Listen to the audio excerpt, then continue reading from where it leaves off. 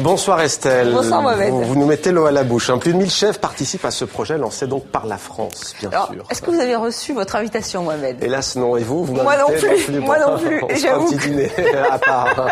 J'envie les 650 convives qui ont donc reçu ce petit carton d'invitation pour participer à ce grand dîner organisé au château de Versailles, s'il vous plaît. Alors, dîner concocté par de grands chefs français, emmené par Alain Ducasse, et qui est donc organisé dans le cadre de Goût de France. Goût de France. Vous aurez saisi le jeu de mots, français-anglais.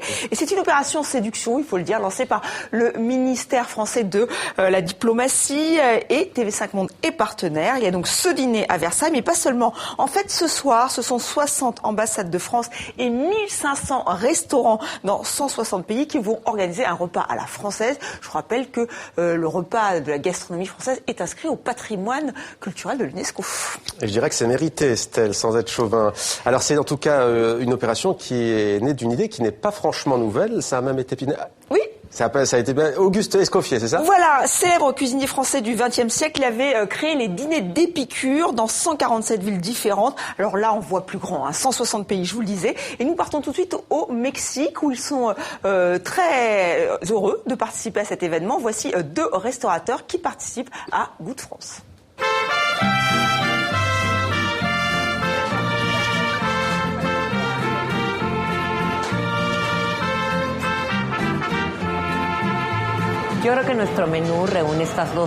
Mon menu réunit 2 personnalités. 2 personnes indépendantes, comme 2 grands amants qui parfois fusionnent, mais qui ont chacun leur personnalité. Par exemple, la soupe de haricots rouges, c'est un classique de la cuisine mexicaine, mais nous avons travaillé le fond avec une technique française.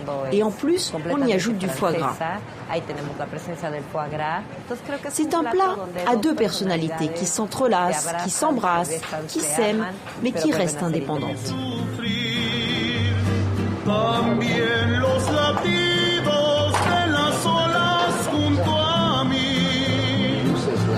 Ici, la cuisine est assez relevée, c'est fort.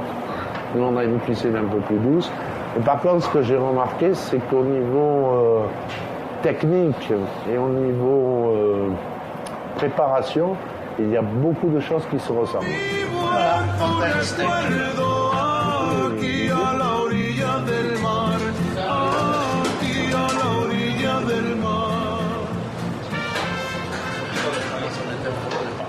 Voilà, et je rappelle qu'un dîner à la française, un menu à la française, c'est quand même apéritif, entrée froide, entrée chaude, poisson crustacé, viande ou volaille, fromage français et dessert au chocolat. Vous faites exprès, là. Voilà, non, mais on est vraiment au pays de Gargantua. Et donc, un petit dessert pour terminer.